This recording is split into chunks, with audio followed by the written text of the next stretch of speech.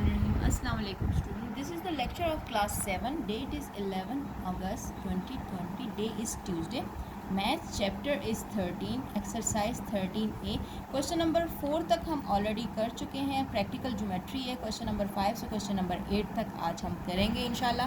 और ये है पेज 166 पे. ये देख लें पेज 166 है. और यहाँ तक हम कर चुके हैं कंस्ट्रक्शन ऑफ एंगल्स तक. ये सारे एंगल्स मैं आपको बता चुकी हूँ कि किस तरह बनाए जाते हैं.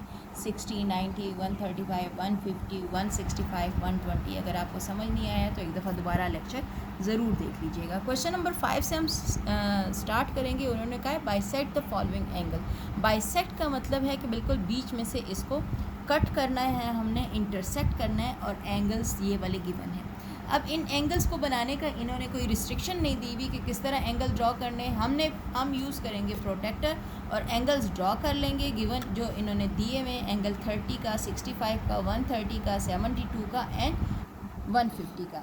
लेकिन उसको बाइसेक्ट करने का तरीका सबका सेम होगा. मैं एक आपको स्टेप ऑफ कंस्ट्रक्शन बता दूंगी, बाकी सब भी सेम ही होंगे. सिर्फ आपको एंगल का नाम चेंज करना पड़ेगा, बाकी सेम प्रोसीजर है. शुरू करते हैं. सबसे पहले हमने क्या करना है कि 30 का मैं बनाने लगी हूँ. फर्स्ट पार्ट है इसका. सबसे पहले हमने एक लाइन ड्रॉ करनी है. Question number 5 first part. एक लाइन ड्रॉ करेंगे. ठीक है. अब इसको कोई भी नाम दे दें आप, ए एंड बी. चाहे आप ए पे एंगल ड्रॉ करें 30 का, चाहे आप बी पे एंगल ड्रॉ करें 30 का, कोई फ़र्क नहीं पड़ता. यहाँ से रखेंगे तो आपको क्या करना पड़ेगा, यहाँ से 30 तक जाना पड़ेगा. अगर आप ए पे रखेंगे तो आपको ये प्लस वाला निशान ए पे रखें, बेस वाली लाइन सीधी करें और इसको आपने ड्रॉ करना है. ज़ीरो से स्टार्ट किए, इस ज़ीरो से, और जहाँ 30 है वहाँ पर आपने एक डॉट लगा दिया. ठीक है, एक डॉट लगाया. अगर आपको ये नज़र आ रहा है, ये मैंने एक डॉट लगाया हुआ है. ठीक है. अब इस डॉट को मैंने ए के साथ ज्वाइन करना है. इस डॉट में मैंने पेंसिल रखी और ए के साथ मैं इसको ज्वाइन करूँगी जिस तरह हम छोटी क्लासेस में एंगल बनाते थे, बिल्कुल वैसे.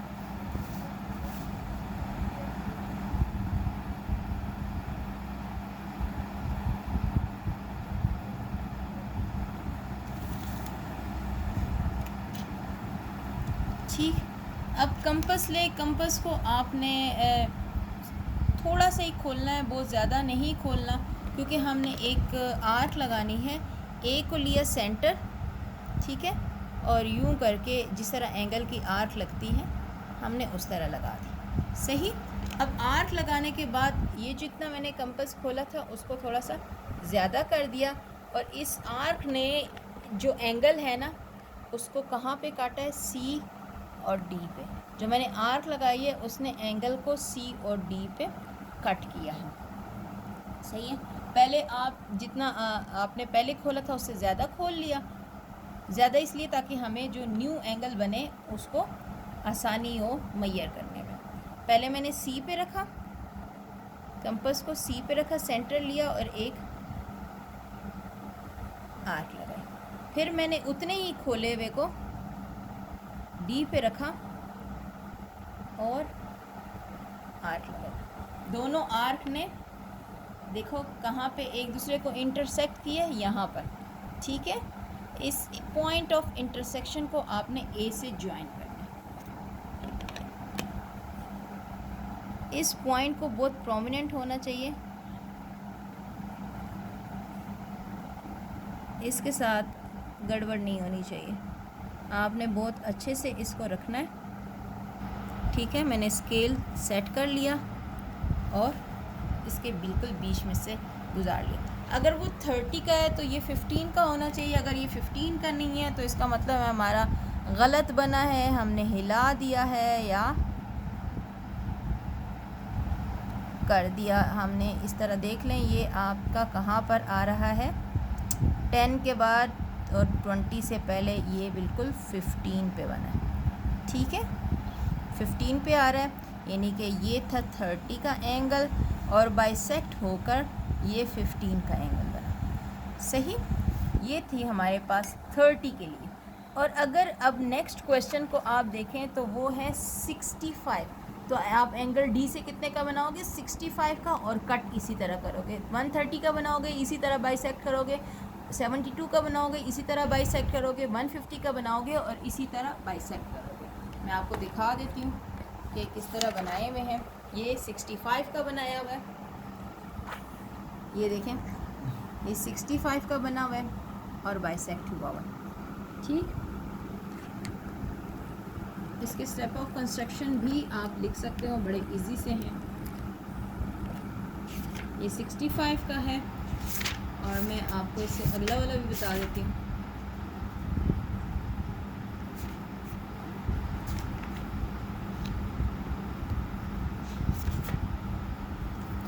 ओके, ये है अगला वाला 130 का। 130 का एंगल बनाया और फिर उसको बाइसेक्ट किया, सेम वैसे ही जैसे हमने पहला किया। ये 72 का एंगल बनाया और उसको बाइसेक्ट किया। अगला है हमारे पास 150 का एंगल। 150 का एंगल बनाया और बाइसेक्ट किया। ठीक है, ये यहाँ तक थे। अब आ जाओ आप क्वेश्चन नंबर 6 पे। क्वेश्चन नंबर 6 क्या कह रहा है? Draw a right angle with the help of protractor, bisect it to get an angle of 45।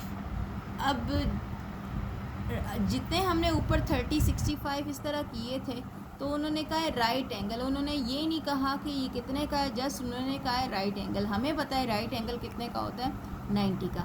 हमने 90 का एंगल बनाना है, उसको बाइसेक्ट करना है, उसको मेजर करना है कि वो 45, उसके दोनों पार्ट 45 डिग्री के हैं या नहीं। बड़ा आसान सा है, देख लेते हैं, करके दिखाती हूँ मैं आपको।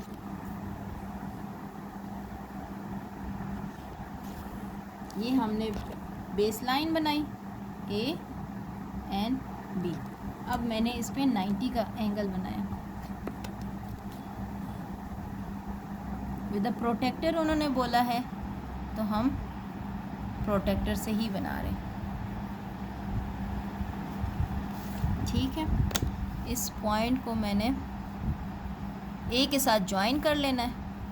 ठीक, अब क्या किया, मैंने लिया, प्रॉपरली मैं ज्वाइन नहीं करती, फिर बाद में मुझे मसला हो जाता है।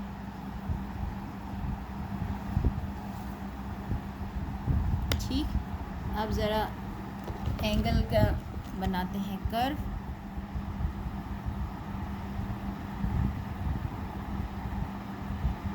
ये बनाया, फिर कंपास को थोड़ा सा ज़्यादा खोला।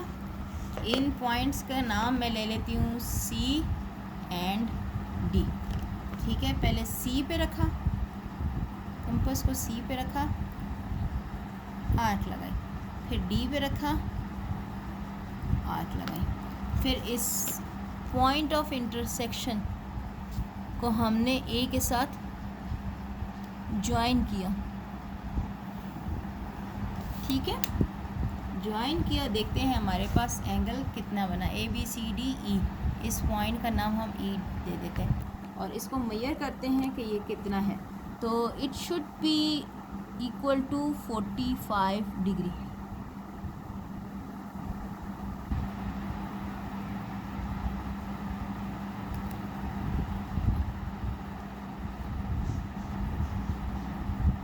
ये देख लें, यहाँ से ये 0 है, यहाँ 90 है और यहाँ ये 45 पे। ठीक, ये 40, ये 140 को नहीं देखना, ये नीचे वाले को देख लें। 40, ये 45 और ये वाला 50। तो दिस इज़ 45 डिग्री और ये कितने का एंगल था, 90 डिग्री का। तो हमने ये क्वेश्चन नंबर 6 भी करके दिखा दिया। अब आ जाएं क्वेश्चन नंबर 7 पे। 7 क्या कह रहे हैं हमारे पास? With the help of protractor draw measurement of angle P O Q 80 degree. 80 degree का एक एंगल बनाए जिसको नाम दे P O Q. Take a point A on O P so that O A is equal to 2.4 centimetre.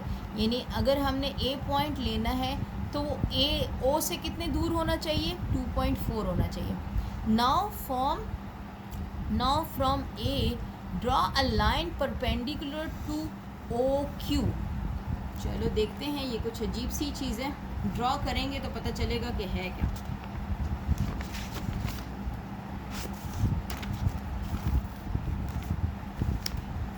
चलें start करते हैं इसको। सबसे पहले तो हम एक एंगल ड्रॉ करते हैं, उसको 80 डिग्री के इक्वल। फिर हम देखते हैं कि आगे क्या करना है। उस एंगल का नाम क्या है, POQ। एक लाइन ड्रॉ की हमने, ठीक है, और उसका नाम मैंने दे दिया, क्योंकि मैंने ए पॉइंट लेना है। अगर हम इस क्वेश्चन को देखें तो कहते हैं take a point A on OP। तो OP को मैं नीचे ही रख लेती हूँ, इसको मैं रख देती हूँ O और इसको कह देती हूँ मैं P, ठीक है। और इस पे मैं एंगल बनाती हूँ 80 डिग्री का।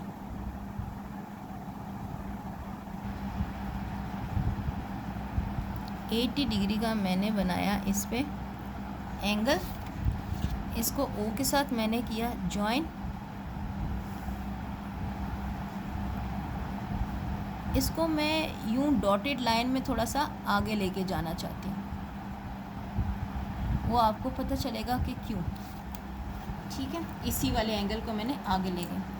अब ये एंगल का क्या नाम है, इसका नाम है PO और यहाँ पर है Q। ये है PONQ और ये कितना है 80 डिग्री का। अब वो कह रहे हैं कि OP पर कोई पॉइंट ले A और OA कितना होना चाहिए 2.4, यानी A अगर मैं यहाँ लूँ तो ये डिस्टेंस कितना होना चाहिए 2.4 सेंटीमीटर। तो मैं 2.4 सेंटीमीटर ले लेती हूँ।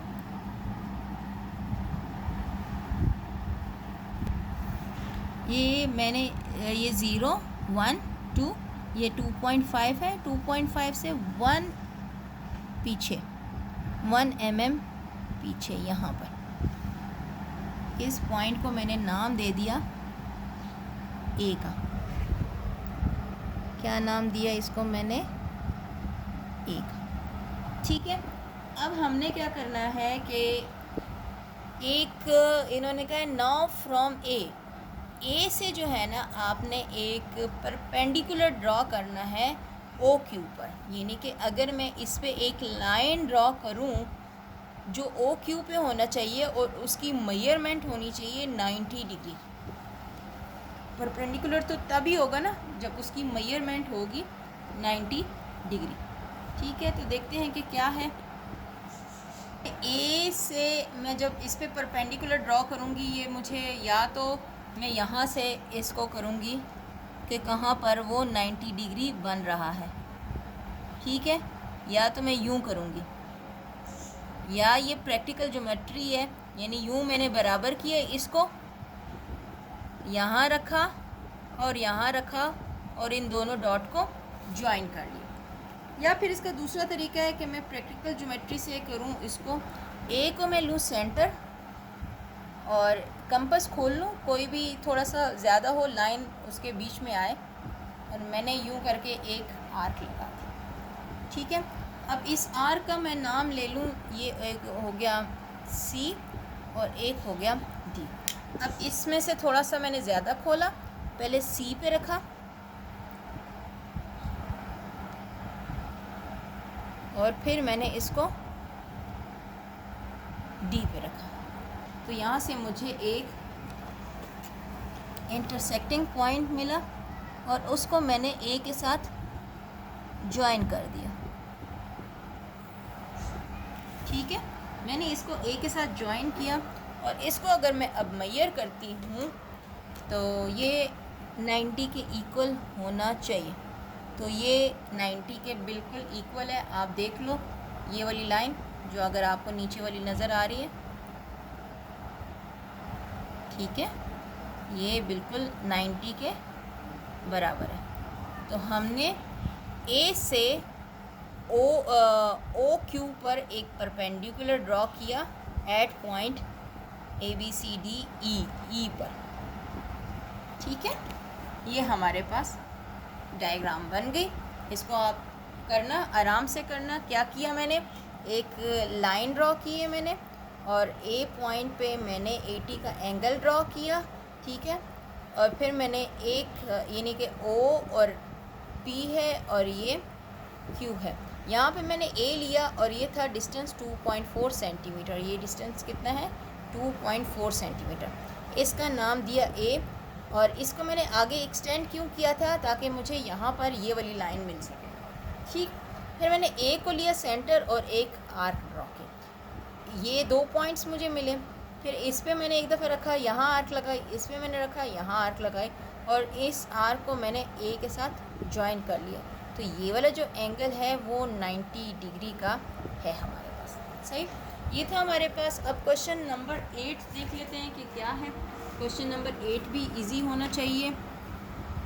हाँ, draw a line segment PQ of length 5 centimetre. एक लाइन सेगमेंट बनानी है 5 सेंटीमीटर की। At each end of PQ draw a line perpendicular to PQ at these two lines parallel. Are these two lines parallel? ये कौन सी वाली है?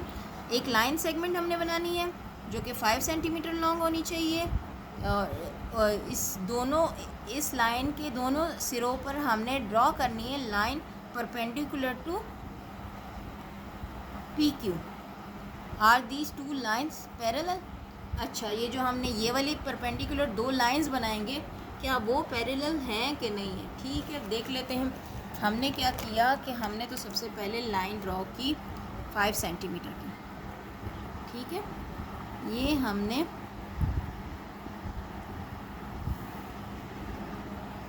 Five centimetre की line draw की और उसका नाम दे दिया मैंने P एंड Q की।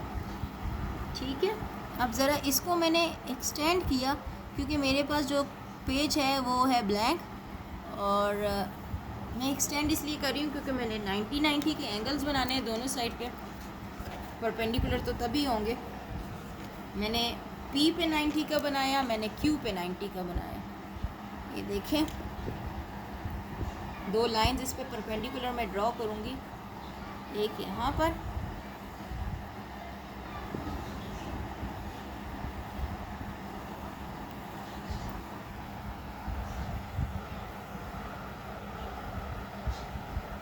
एक यहाँ पर। अब P पे भी मैंने 90, इसको मैंने थोड़ा सा बड़ा कर दिया। P पे भी मैंने 90 का एंगल बनाना है, और आपको पता है 90 के एंगल कैसे बनते हैं, पीछे हम बना चुके हैं। इसको मैंने इन लाइंस को ड्रॉ किया, ज्वाइन कर दिया P और Q से।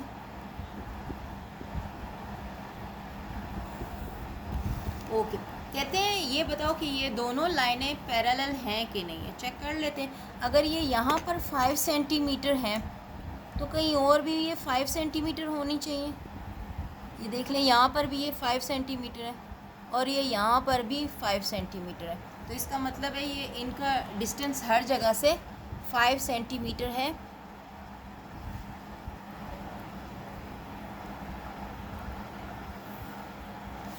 इसको मैं C और D का नाम दे देती हूँ, CD P Q is equal to 5 centimetre and CD measurement of CD is equal to 5 centimetre.